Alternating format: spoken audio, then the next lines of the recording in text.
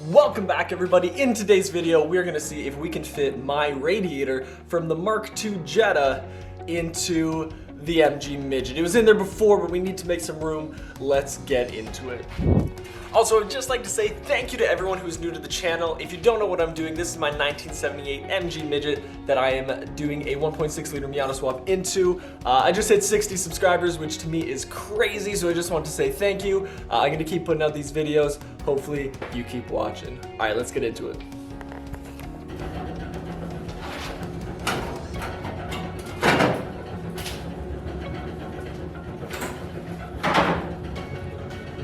Alright, so this is the rad that we're working with. So this is out of a Mark I or Mark II Jetta. It's about the biggest one I could find that fits between the upper frame rails of the car. This is the one from the Miata before. You know, they're close in size. I'm hoping it's enough to cool it. This is the fan that came with it. I do want to put a fan. I don't think we're gonna use that one, but it's there to at least know if that one fits. So this is what we're rocking with already. So the way we had it,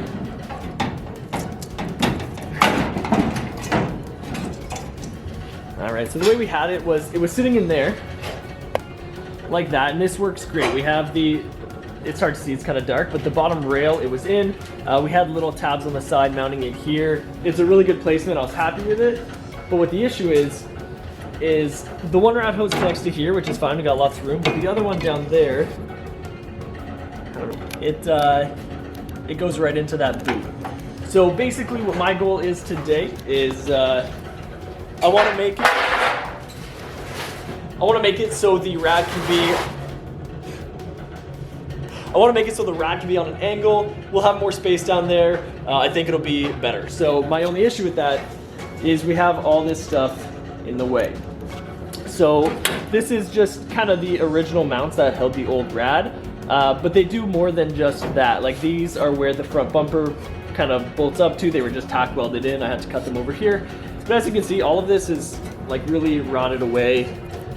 So I think we're just gonna basically cut it all out and just kind of fab up a whole new front end. I don't really have a full plan for it, but we'll see what we get done. Let's do it.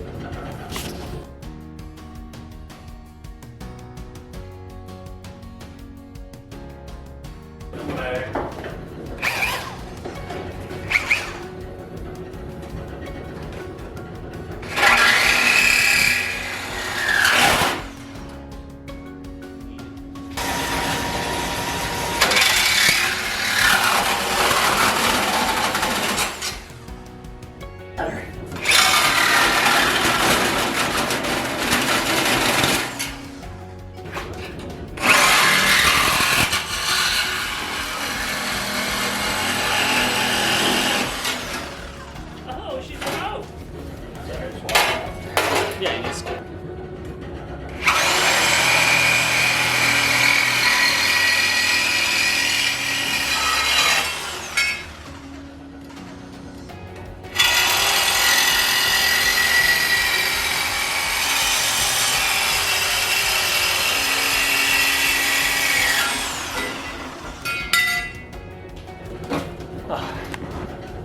That was actually easier than I thought it would be. Hey man, don't be scared of sawzall. Yeah, I really never used the sawzall, but I'm a big grinder guy. I know you thought I was talking to you. What an idiot. But all right, let's take a look at what's going on here. So I have a ton more room now. I gotta just grind those down. They're a little, I couldn't get it all the way flat.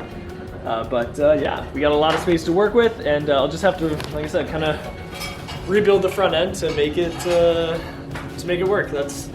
I mean, this whole car, I've kind of made it work for me, so it's just another thing, right? All right, let's get to it.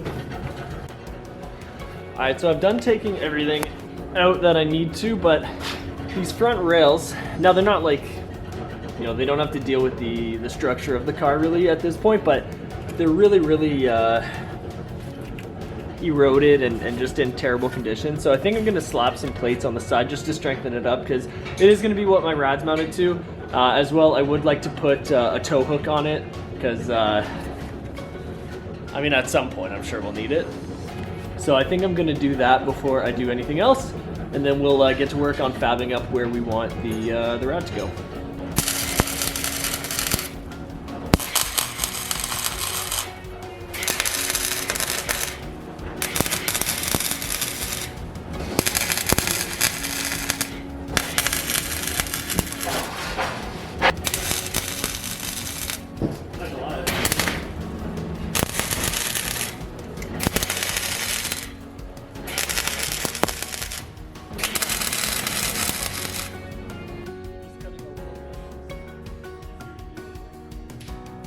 I've cut away everything that we need. I've just tacked in, so I tacked in a plate on top of each of these, just have a nice surface to weld to. I think I'm still gonna put plates along the side. Like I said, this one's pretty bad. But for now, we're just kind of mocking everything up. This is where the bottom of the rad mounts into. We figured if we put this all the way forward like this, it'll give us enough room that between that bottom rad hose connection and here, we have plenty of room to route it and then go where we need. So I think that's where it's gonna be. I'm gonna think it through a second, make sure everything's good, making sure, you know, there's nothing I overlooked and we still need, and then I think I'm good to go. I think I'm gonna get welding this all up and making some upper mounts for it, and then I think we're done.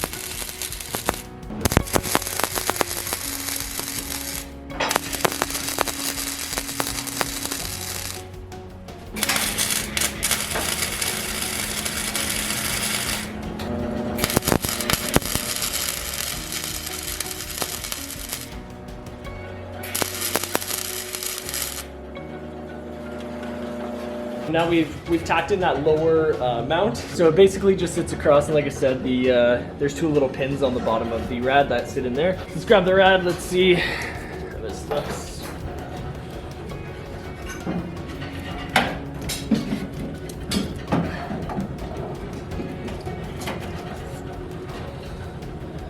Alright, let's make sure it's in those holes. Yep, we're good. Alright, not too bad. Like I said, this was the biggest rad I could find that fits between those two uppers, and as you can see, there's really not much room on either side, which is good. That one's almost touching, but we're all set.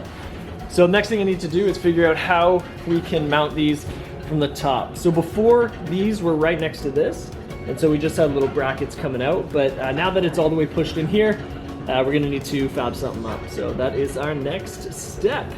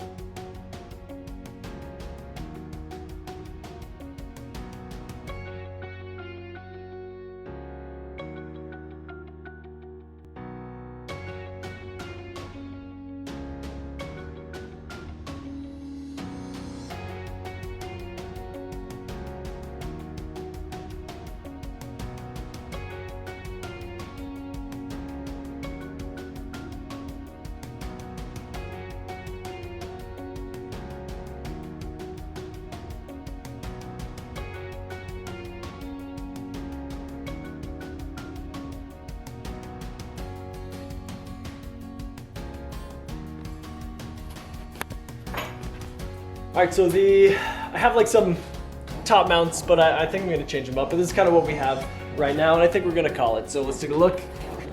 So on this side, I just made a mount that attaches there, and again, it sits in the bottom. It sits in the bottom here, attach this mount here. The only thing is, I'd rather something on this side to hold it. You know, the wind and everything's gonna be pushing up against the front, so I don't want it to pull away from those. So I think we're gonna put a bar all the way across in front, and then I think I'm gonna tie into that bar to hold our intake up. But I think this is where we're gonna call it for today. So thanks guys, if you enjoyed this one, make sure you leave a like. Make sure to go check me out on Instagram too. I update there a little more frequently than I update here. So go check that out, and we will see you in the next one.